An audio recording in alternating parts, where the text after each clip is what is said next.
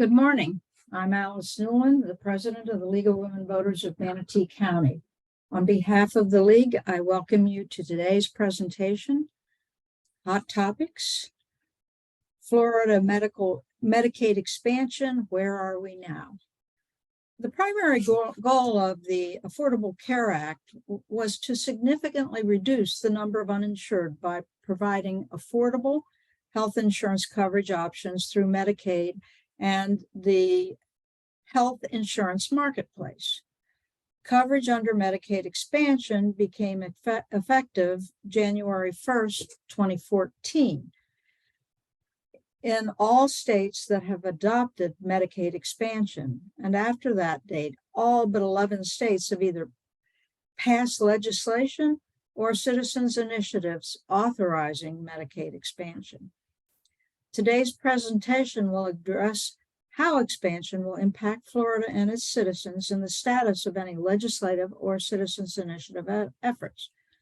This program is being recorded and is the property of the League of Women Voters of Manatee County and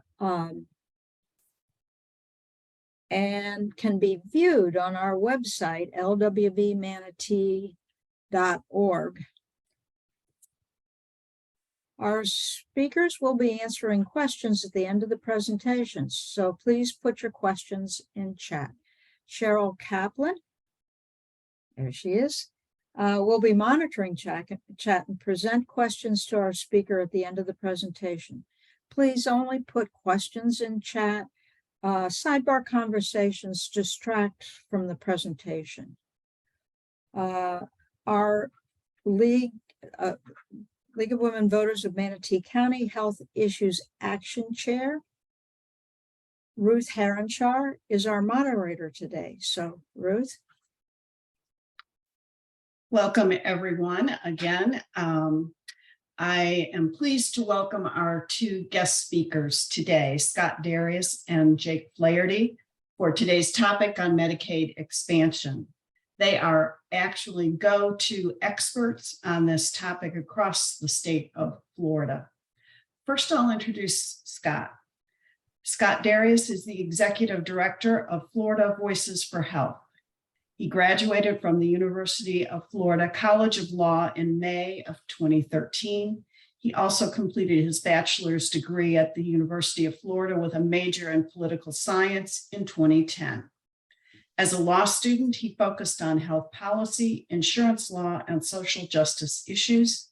He began his career in health advocacy in 2012 when he joined Florida Chain, CHAIN, where he eventually helped to coordinate the statewide campaign for Medicaid expansion. Scott has always had a passion for healthcare issues and hopes to be engaged in the process until quality, affordable healthcare is truly available for everyone. Scott, I am turning it over to you. Awesome. Thank you so much for having me. I really appreciate the opportunity to share a little bit about expansion with you today. And also thank you for those kind words. It's almost as if I wrote that intro myself. But yeah, it's really exciting to be here with you. I know a lot of you have maybe you already know a lot about expansion, or you've probably heard me give this spiel before, and you're nice enough to sit through it again. But as we head into, maybe it's the fact that it's a new year, I'm re-energized by the work ahead of us and some of the momentum that we've had over the last few months. So yeah, just really excited to kind of restart as we head into legislative session, but also the really exciting ballot initiative that Jake will share about a little bit later. A quick note for those of you who might not know who Florida Voices is. We're a 501c3 nonpartisan health advocacy organization, and our goal is really to bring the voices and the stories of those Floridians who are impacted into the lawmaking process. Hopefully, through that story sharing and experience sharing, we can create a system that's accessible and that works for all Floridians. Now, we do our work, primarily by working in coalition. And we have a lot of great partners, including several chapters of the League of Women Voters. And you all are just partners that we've really appreciated in this work over the last few years. As an organization, we typically focus on Medicaid issues, but also improving access to oral health, increasing consumer protections, and we're doing more and more around increasing access to care for Floridians with disabilities. So my goal for today is really to give you a sense of the biggest opportunity that Florida has to strengthen and improve our Medicaid program, which we know is a lifeline to so many low-income Floridians. We'll start by doing a little bit of background on the Medicaid program before going into Medicaid expansion, and then we'll highlight some of the different ways folks can get involved. So as we kind of just set the stage, just looking at health access overall here in Florida feels like a good place to start. I think we're still coming out of the other side of the pandemic in terms of, the data hole that seemed to exist over the last few years. In the most recent data available, almost 13% of Floridians are still uninsured, which, is still good for fourth worst in the nation. We have seen a surge in Medicaid enrollment, due in large part to the public health emergency. And now we have 5.1 million Floridians enrolled in Medicaid, where, before the pandemic, I think the number was closer to 4. Now, it's quite remarkable, I'd say, that we were able to, that our Medicaid rolls have kind of gone up so much, especially when you consider how restrictive our Medicaid program is. So I think that speaks to, as we kind of go through the presentation, I think it speaks to just how many Floridians were living on the edge of deep poverty before the pandemic, that the second it hit, even under our restrictive limits, our eligibility or our enrollment went up by 1 million people. We know that so many Floridians continue to rely on the ACA marketplace. We had 2.1 million people sign up last year. I don't think I've seen the number from the 2022 open enrollment, but from 2021, we had 2.1 million people sign up. And then finally, as you look at children's coverage, again, the public health emergency has really helped a lot of kids to stay enrolled in Medicaid. But part of the worry that you're hearing from advocates about what comes next is that before the pandemic, Florida was actually trending the opposite way when it came to children's coverage. So all of that is just to highlight, right, how important Medicaid is in giving so many Floridians access to care.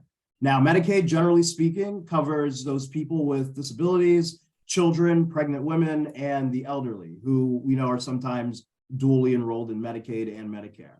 Now, even though it's a lifeline to over 5 million people in our state, when you look at Medicaid specifically in Florida, we managed to have one of the most restrictive programs in the country when it comes to who's eligible. Here you can see that our program, as it is, does a decent job of covering children who are in and around poverty. We also cover pregnant women up to almost 200% of the federal poverty level. And it's also worth noting that the legislature recently passed a postpartum extension that allows new mothers to stay enrolled in Medicaid for up to a year postpartum. But I think looking at this chart, one group that sticks out, obviously, are parents and caregivers. And that brings us to what we're talking about when we say the coverage gap.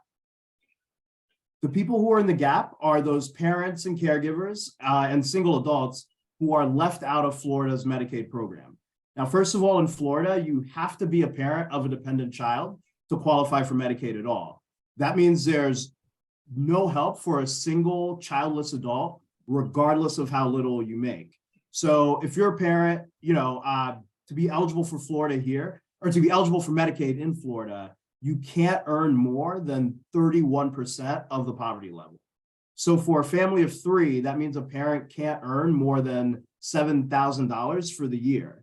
For those working parents, particularly those who are in those fields that are the backbone of our economy, when you think about retail and the service economy, people who earn between $10,000 and $30,000 a year, they often find themselves earning too much to qualify for Medicaid in our state, but are also technically below the poverty limit, which is where you need to be to start qualifying for tax credits in the ACA marketplace. And again, I talked about that data hole that we're in, where we're still not sure where we are on this side of the pandemic, but there are at least nearly 500,000 Floridians who find themselves squarely in that coverage gap. But For the last 10 years now, Florida has had the opportunity to change the status quo. When the ACA passed, it required states to expand their Medicaid programs to cover more low-income people. In 2012, we know the Supreme Court ruled that the ACA was constitutional, but they said that Medicaid expansion was optional for the states. Over the last 10 years, we've had 38 states take up the opportunity to expand. Actually, I think 39 with South Dakota now. Florida, and perhaps not surprisingly, a lot of the other southern states remain among the last holdouts. So now, there are two reasons why I think the experience of other states is relevant to us as Florida, right? First, states are allowed to back out of Medicaid expansion if the federal government doesn't hold up their end of the bargain. And I think it's telling so far that none of those states have backed out of expansion. Second, we've really been able to see this experiment play out in 38 other states, and we can start to get a pretty good idea of what it'll mean for us here in Florida. I think one of the biggest takeaways as we watch some of those other states, it's that we know Medicaid expansion will save the state money. According to our great partners over at the Florida Policy Institute, we stand to save over $200 million a year, really just from eliminating a lot of the patchwork health programs that we have and reducing the amount of high-cost care that we deliver in emergency rooms. And we do that primarily by investing in prevention on the front end, by giving people access to comprehensive coverage. The savings are also fueled by the fact that the federal government would increase its match, its match of dollars for Medicaid up to 90%. The current split is approximately 60-40 between the federal government and the state. So currently the way our Medicaid budget is set up, 60% of that total dollar amount is actually federal money, and 40% of it comes from the state. But even that 40% mostly comes from, local governments, local hospital systems, and then there's just a tiny percentage of that 40% that actually comes from state revenue. We also know that Medicaid expansion would bring billions of dollars into the state from increased economic activity, but also other incentives like the additional $3 billion Florida would receive as it was just one of the provisions put in the American Rescue Plan, really to incentivize states to go ahead and make that move. So the bottom line at this point is that it'd be fiscally irresponsible to not expand. Now, I always start with the economic argument just because we know that's, where a lot of people, but our elected officials especially, eventually take the conversation. But I think for us who are on this call, we know that at the end of the day, that this is about the people who need it. There are so many people out there who don't have access to care, and we see the way that that's playing out in their lives. We talked about how nearly 500,000 Floridians don't have any options for healthcare. This would be a way to get them relief. Unfortunately, our current setup, the way our healthcare system is now, the people who are left out, tend to be from groups that are severely impacted, right? More impacted than the folks who currently have insurance at higher rates. I think as you kind of see, or watch how Medicaid expansion is played out in other states, one of the things that always jumps out at me is no matter how you slice the pie, right? No matter how you look at it, there are so many different groups and types of people who benefit from just this increased access to care. Here in Florida, right? Like I'll focus on just two groups for the purpose of this, but if you look at rural Floridians and Floridians of color, expansion would go a long way to reducing the number of uninsured in our metro areas and in rural areas. But we see that currently those living in rural Florida are much more likely to be uninsured. The same is true in communities of color where, the high healthcare costs can often be traced directly back to systemic inequities. And now over 50% of the people who are in the coverage gap are people of color. So obviously Medicaid expansion is still an option and it's more important than ever. We are lucky to have a coalition of organizations and individuals who are committed to seeing this through no matter what. We see this as not just an opportunity to pass a law, but also a bigger chance to organize a consumer voice in healthcare for a long time to come in our state. Now, there are several paths to expansion, including through Congress. That was a plan that had some momentum early last year, but died out. There's also the state legislature and a ballot initiative. Now, closing the coverage gap is obviously way too important for us to completely abandon any one of these paths, but I'll focus on in these next two slides, just what we're doing kind of at the state legislative level through our Healthcare for Florida coalition. And then we'll hear from Jake, who will share a little bit about the exciting momentum we have on the ballot initiative side and the work happening through the Florida Decides Healthcare PAC. So I know a lot of you as league members, you are already intimately involved with what's happening with Healthcare for Florida, but just as kind of a high level view of what's happening as we work to bring more people in. Yeah, I'll let you know that the Healthcare for Florida coalition, again, focusing on how we can impact the legislature and really start to build public support in the community. Our goals for this upcoming session, one is to work with our potential bill sponsors. Two is to start building legislative relationships and establish a constant presence for the coalition in Tallahassee. And I'll talk a little bit about that in a second. And three, to start to build community support across the state. Now, I know a lot of league members, you guys are usually up in Tallahassee for a little bit, but if you are planning to be up there, or if you just want to join one of the small teams of people that we'll bring up during session, there's a form that you can fill out just to let us know that you're going or that you're interested in going. Our advocacy director, Acadia Jacob, will be in touch. And yeah, that's really a chance just to connect, go up to Tallahassee and be part of the show of force that we're really hoping to build over the next couple of months.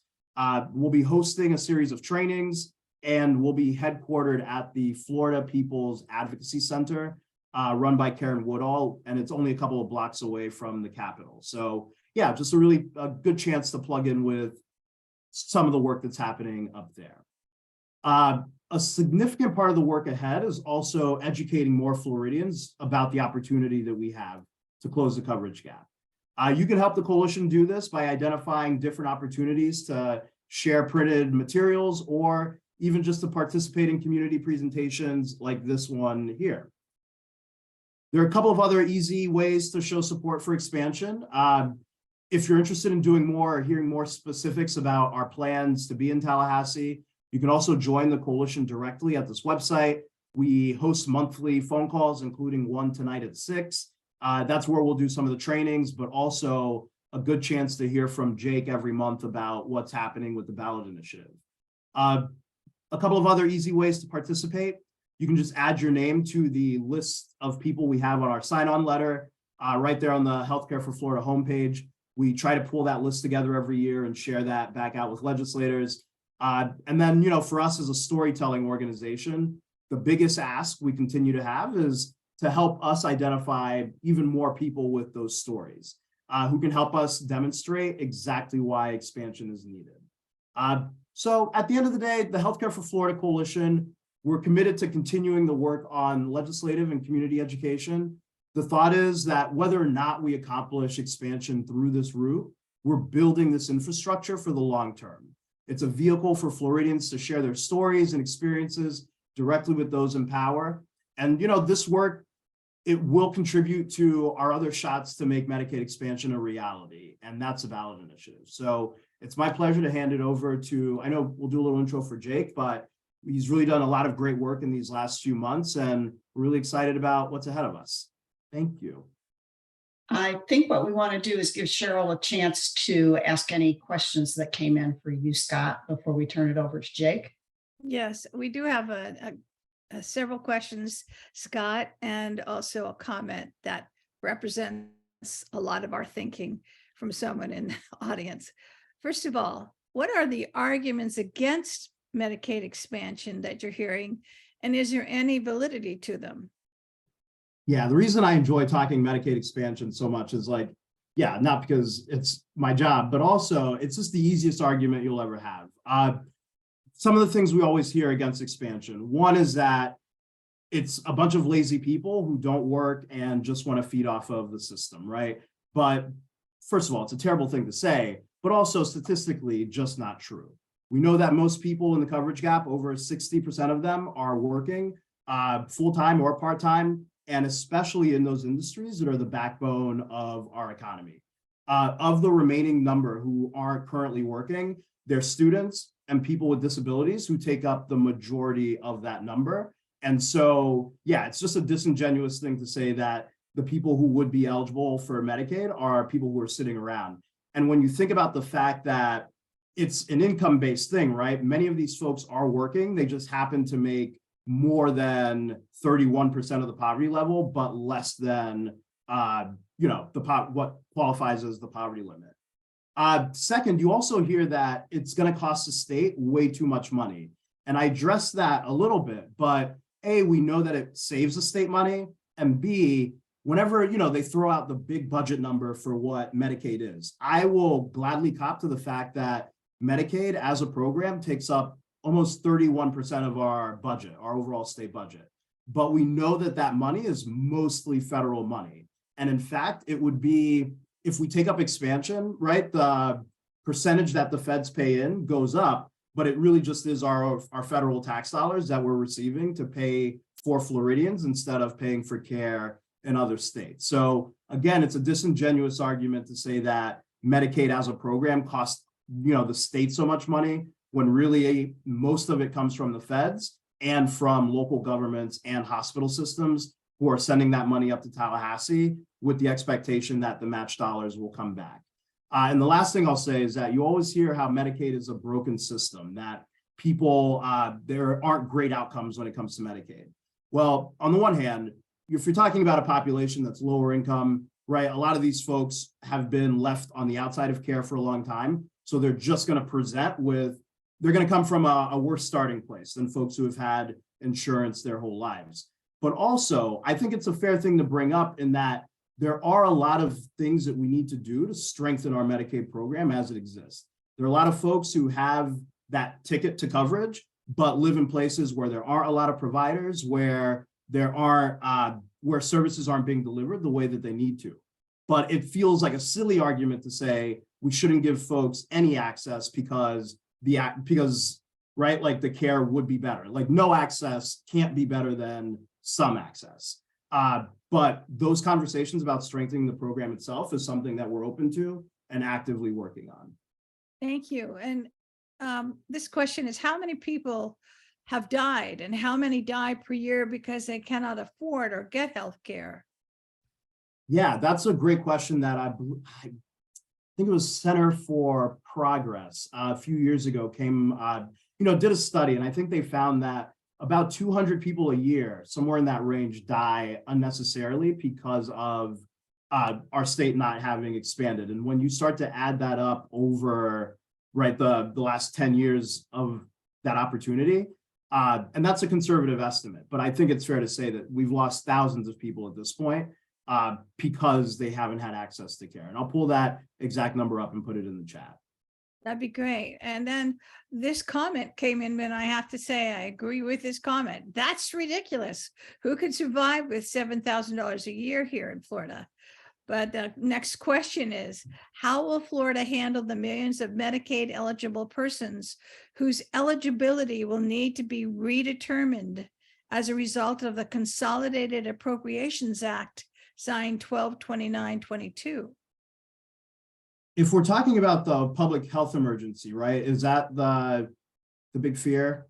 Like the number of folks who will have to Kathy Wynn from the State Florida Healthcare Committee sent out a note a couple of days ago saying that that act decoupled or delinked Medicaid continuous coverage via the COVID-19 public health emergency. And so she actually said that starting March 31st, their analysis is that means everyone who's currently Medicaid eligible is going to have to be redetermined. And that's raising serious red flags. And I wasn't sure if you'd had a chance to hear that or get any thought to, that's a huge issue if in fact the 5.1 million you mentioned all have to be recertified. Yeah, and so I haven't looked into that piece of it specifically, but we have been talking a lot about where, Florida's ability to do large amount of redeterminations, mostly because we were anticipating the end of the public health emergency. And I think the big concern is that we don't have the systems set up to do that in an appropriate way. I think in an average year, right, where there are redeterminations, we have a high number of folks who fall off of the list, not because they haven't done their part. Sure, there's a fair amount of those who have, but just in terms of the state's capacity to do those redeterminations right, that's always been in question. And now to have to do that for the millions of people who will have to be redetermined, yeah, there's this major concern about, if we have websites set up to do that and things like that. So there is a meeting happening at the end of January, January 31st in Tampa, where a group of advocates from around the state, enrollment assisters, folks like that, are coming together to think about how us as, right, like the direct service community and people who are just plugged in and advocates, what we can do to supplement what the state's doing, because we haven't heard from the state one way or another what their plan is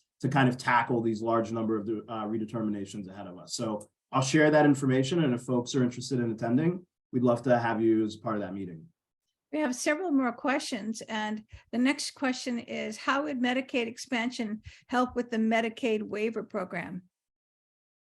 So that's a tough one.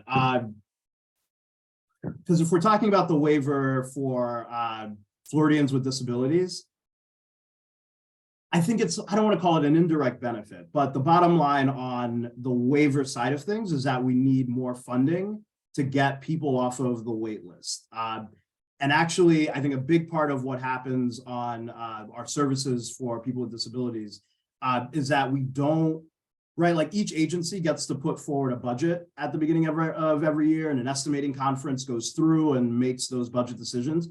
All of them get to do that except for APD, where they get stuck with kind of the same budget number year to year and are forced to deliver services within that, within those constraints. And that obviously just ends up meaning that services get cut as a way to make the budget, because people are only going to cost more over time, and there are only more people coming onto the list. So Medicaid expansion doesn't, I think there are some indirect ways it benefits, in that it brings more money into the state. There's an extra $200 million that we can decide to appropriate one way or another. I know at the heart of the issue is increasing reimbursements for providers, and that's something that can be done with the additional, funding that would come in, or the money that's saved. So I think it's part of having the solutions, maybe having those conversations together to talk about expansion as being a solution for this group of people, but also how it opens doors to solving some of the other problems that exist within the Medicaid program and with the waiver specifically.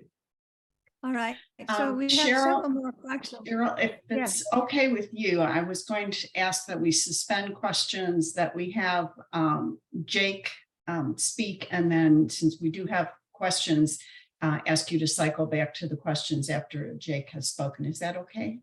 So that's great. And in case we don't get to your question, Scott, maybe you can take a look at the chat box. Okay. Okay.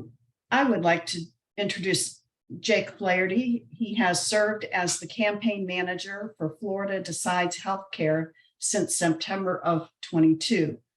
Prior to joining Florida's Medicaid expansion ballot initiative, Flaherty served as the chief of staff to former state Senate Minority Leader Gary Farmer.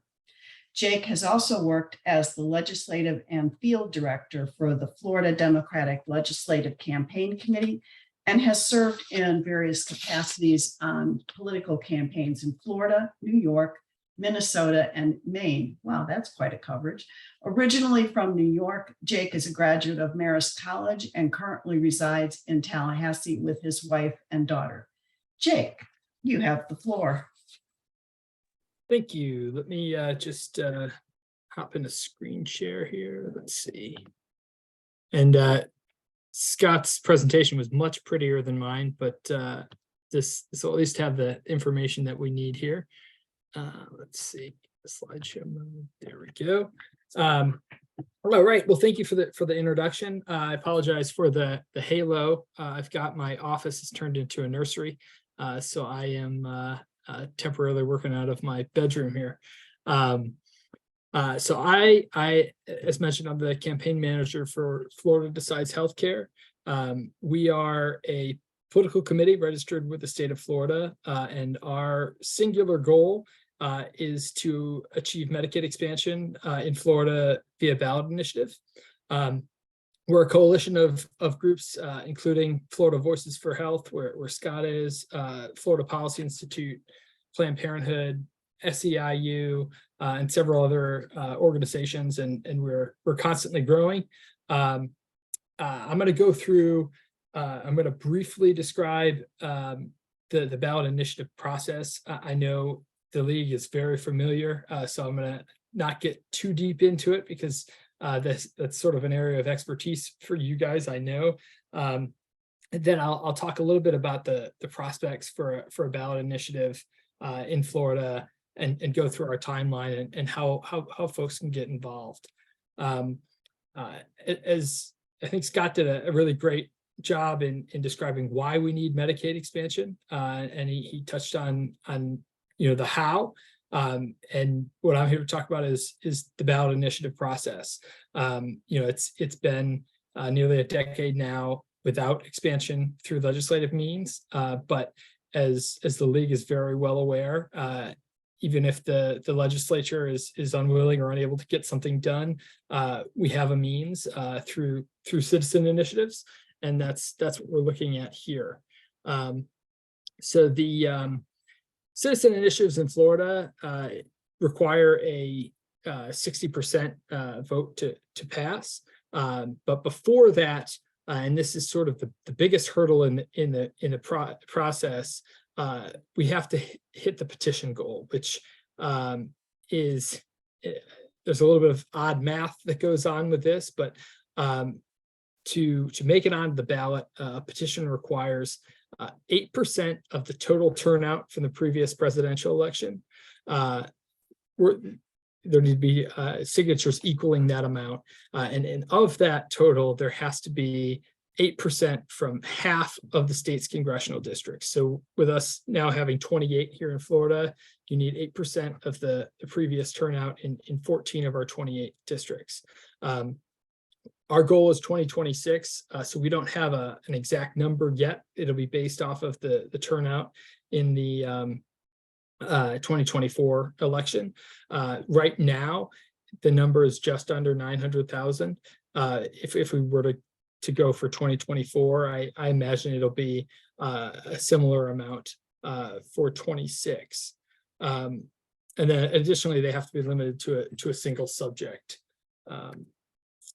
There are some additional statutory requirements that make things a little bit interesting for us.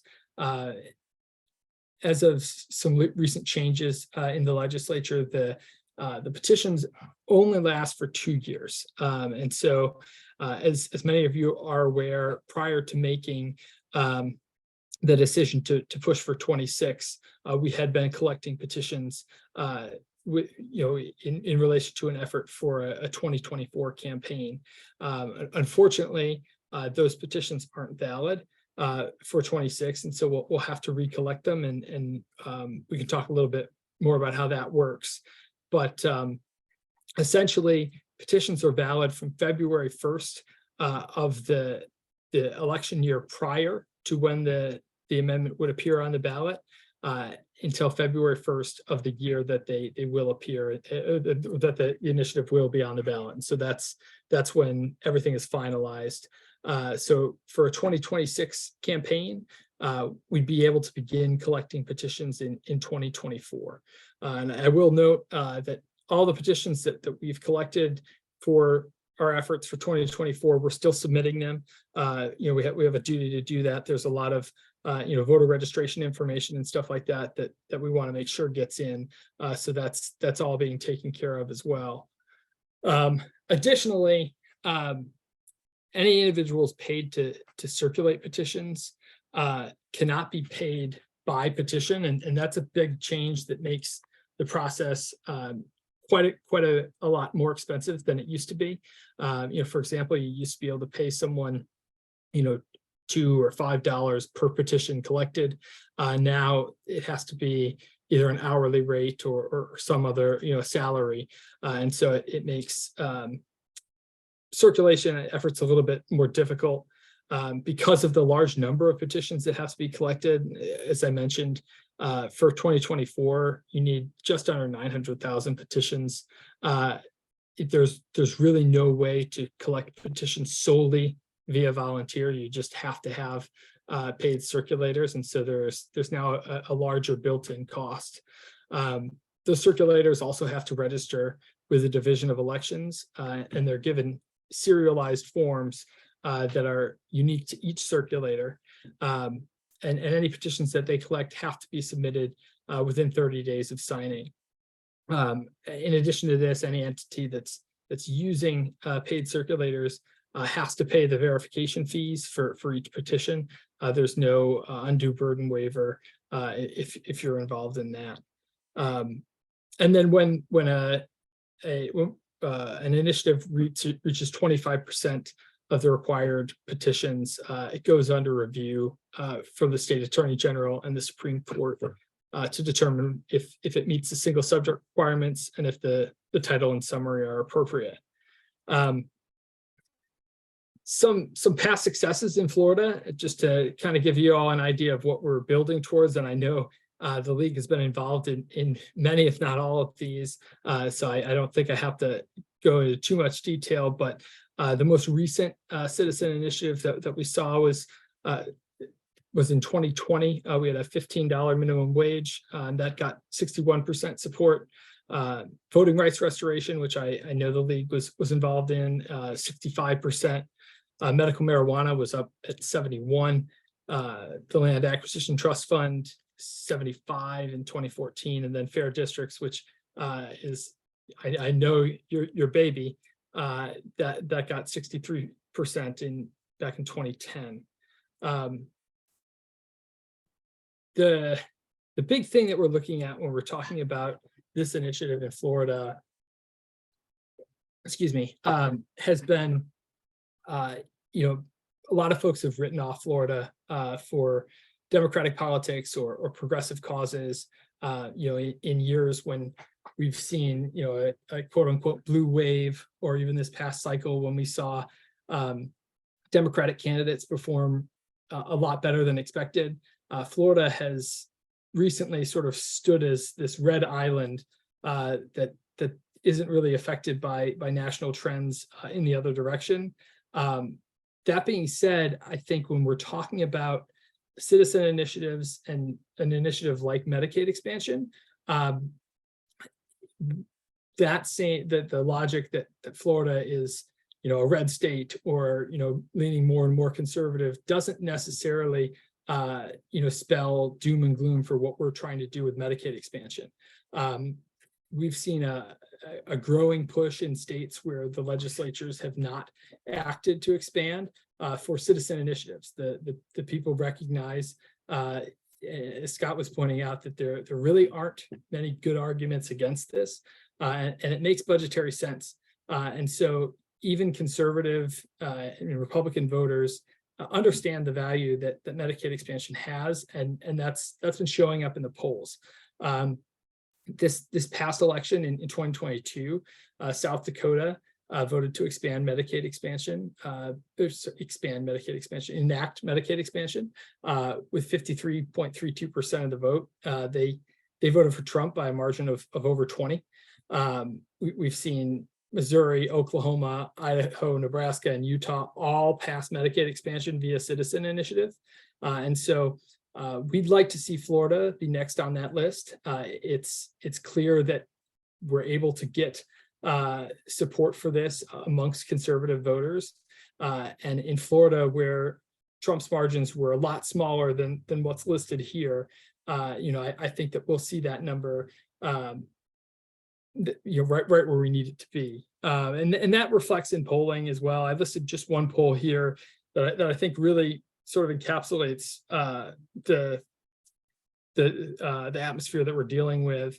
76% of Florida voters statewide approve of the idea of expanding Medicaid here in Florida. And of that, 69% of Republican primary voters in Miami-Dade approve. And so one of the things that we look at for initiatives like this is of course, the easiest route is always, to pass it through the legislature, but if we're not going to do that, we have to take this route for a citizen initiative.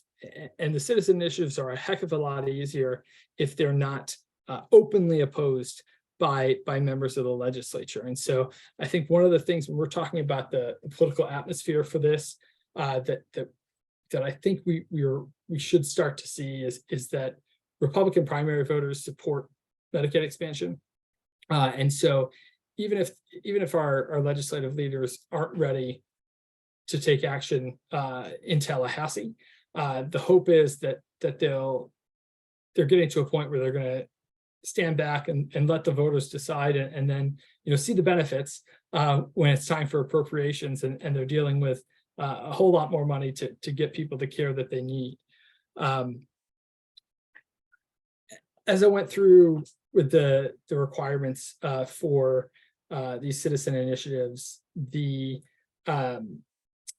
petition circulation process is a lot more expensive now than it had been previously. With that in mind, our estimate is that it's going to cost us about $10 million to get onto the ballot. And then after that, it'll cost us at least that much to successfully promote the initiative and message to get us across the finish line on election day. And so with that in mind, our board made the decision in November to make a goal of 2026. And the largest reason for this is that it gives us a solid period of time that we can dedicate solely to building the war chest that we need. Our timeline right now, we're in what we're referring to as a dedicated fundraising period, where we're solely focused on raising the funds that we need to be able to effectively message and also collect the petitions that we need to get onto the ballot. In the fall of this year, we'll start to re-solidify our partners for petition collections, so similar to the work that the league had done for collection in the past. We're going to be reaching out to all the different organizations and individuals that are willing to support this. We'll bring on a full-time organizing director whose job will be to coordinate that and make sure that we're ready to go when we're able to start collection on February 1st. And then on that date, we'll launch our volunteer efforts and also a sizable paid circulation program with a goal of getting all of our petitions in by December of 2025. And then from there, focusing on the messaging into election day. How folks can help today. I know that it's the greatest feeling being able to get out there and get petition signatures. But as I went through, the most important thing right now is to make sure that we have the infrastructure and the resources to get this done. And so our biggest priority right now is fundraising. We basically need to be raising the same amount that any statewide campaign would need. But we need to be able to do it well before most campaigns start spending the amount of money that you would see in a candidate-centered race. And that early fundraising will help us to build the infrastructure necessary to establish and maintain circulation efforts in the required 14 congressional districts, provide research and polling to make sure that we have a message that is effective and will win over the voters and petition signatories.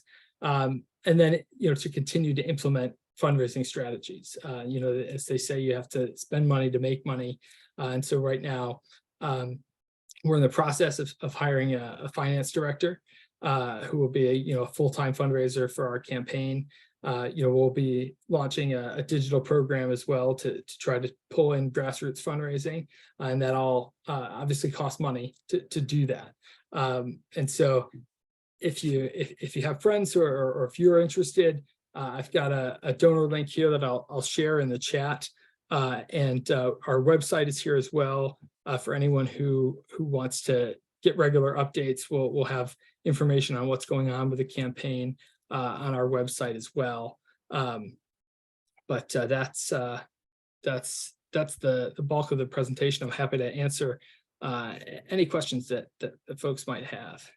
Well, Jake, you do have some questions, and I'll share them with you.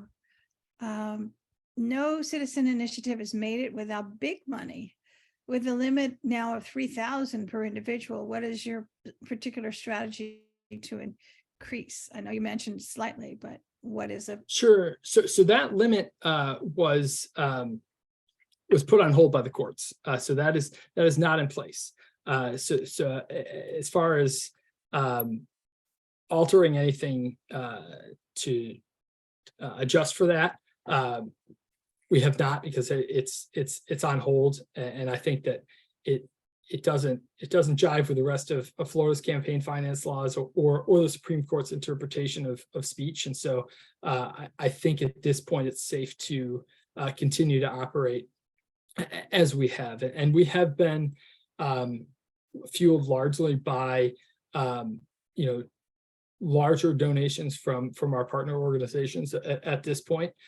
We'd like to see more grassroots fundraising involved in this effort. This is obviously a very popular initiative, and I think that it's one that has a lot of potential for success here in Florida. And so we're hoping to really raise those small dollar amounts as well. But the $3,000 cap, as well as limitations on out-of-state contributions, were both put on hold by the courts. also? The next question is, can you take dark money? I mean, I guess it depends on what you qualify as dark money. Some folks will say that any political committee is dark money, and we are a political committee. So in that sense, I guess some folks might consider us to be that. Florida law requires that every citizen initiative is sponsored by a political committee, and so that is our function. But there are, as Scott said, there's not a lot of good arguments against Medicaid expansion, which means that we have the potential with this issue to have a lot of allies that for issues that some of the proponents of this initiative traditionally work on. We're not used to some of the partners that we could have when it comes to this. The business impacts from Medicaid expansion are huge.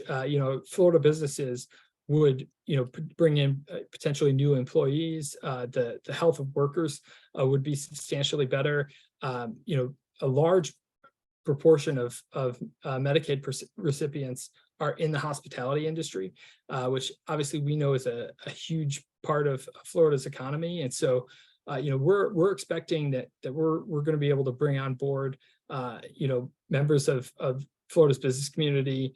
We'd like to bring on the hospitals, which have traditionally been partners of this in other states, as well as healthcare providers. Many of those organizations have political committees that they use to fund their efforts. And so, I'm sure we'll be accepting contributions from political committees. But I think this is a situation where we've got an issue that could result in some odd bedfellows. But I think that really just speaks to how important this is, and how much of a common sense solution Medicaid expansion really is. Thank you. And there's a question here that I'm not sure that I'm going to read this right. So does expanded and improved Medicare for all, how does that relate versus Medicaid for Floridians? Compare expanded and improved Medicare for all versus Medicaid for Floridian. That might be a Scott question, but that's the question in chat. Yeah, Scott, you might be able to answer it better, but we're talking about 138% of the poverty line, whereas I think Medicaid for all, or Medicare for all, is basically an opt-in for everyone. And I'll leave it there and let Scott be the expert here. Yeah, no, if the question is like, what's the difference or which one's better? I think, right, like we've all seen the arguments for Medicare for all and how much money it would save us nationally. And I think that's kind of the focus of it. It would have to be kind of a national step. I always appreciate that in the space because it forces us to move the conversation forward, right? And so, yeah, in an ideal world, I think that's where we would land. Medicaid expansion feels like pushing just another kind of source of pressure to push us in the direction, which is ultimately, yeah, to get more people access to care. It's not something, again, that would happen at the state level. I know that that's like more of a federal level push. I just feel like all of it's helpful and just having a broader conversation about the fact that everyone deserves access to care. Thank you. And the next question is, the state legislature keeps changing the goalposts of what is needed for a petition campaign. What strategies are you developing for any anticipated changes in the rules for collecting petitions? Who wants to address that? So it's hard to plan for the unexpected. I think that it's safe to say, every session there seems to be some sort of proposal that'll change things. Most recently, we had contribution limits, which, as we talked about before, are currently on hold. There has been talk about potentially changing the threshold for passage from 60% to something higher than that. That would require a referendum on its own, and so that would be something that would have to go in front of the voters anyway.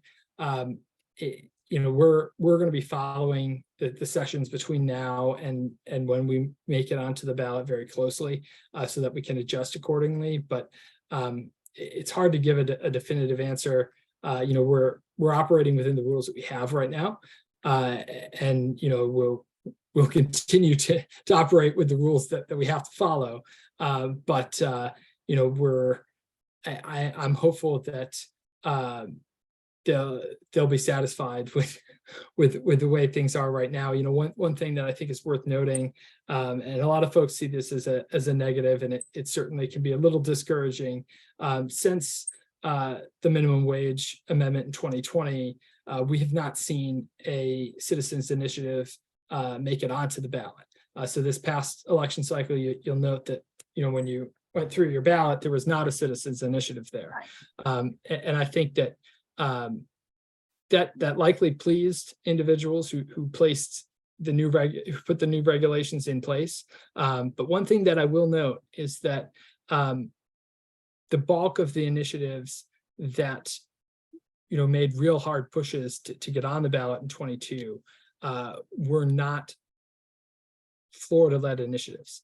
They were business interests. One of the big ones that comes to mind is some of the gambling initiatives that were floating out there, where out-of-state gambling entities put a lot of money into trying to get things onto the ballot. But a lot of the strategies that had been employed there were based off of how citizen initiatives work nationwide. In other states, there's companies that sort of have this almost cookie cutter plan where they come in and collect petition signatures.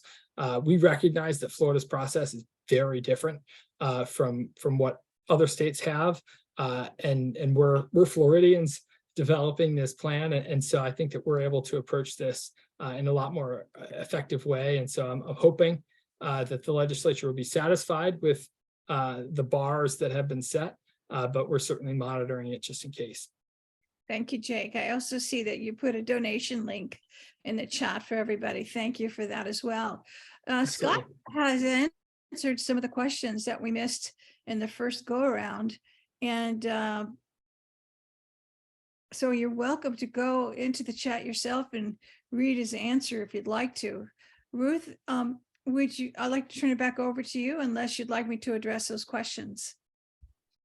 No, I think looking at our time frame, it would be good for people to take a look at the questions that Scott answered, because he did provide good answers. But at this point, Alice, we're at 12:56 according to mine, so perhaps it would be good to go ahead and wrap up.